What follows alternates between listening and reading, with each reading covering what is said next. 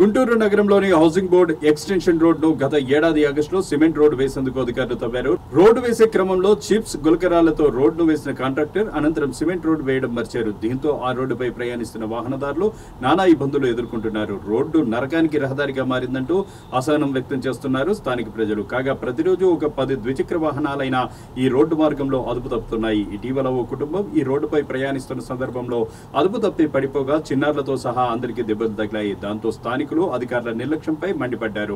మరోవైపు రోడ్డును ఆనుకుని ఉన్న చుట్టుపక్కల ఇండ్లలో దుమ్ము ధూళి విపరీతంగా పడుతోందని, దీంతో ఆరోగ్య సమస్యలు వస్తున్నాయని స్థానిక ప్రజలు గగ్గోలు పెడుతున్నారు.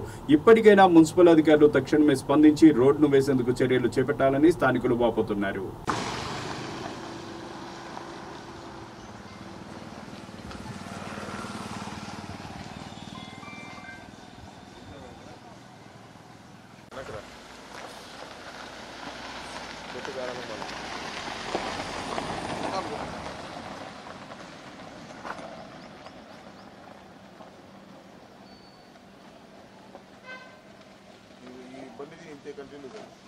వెనకెళ్తా కూడా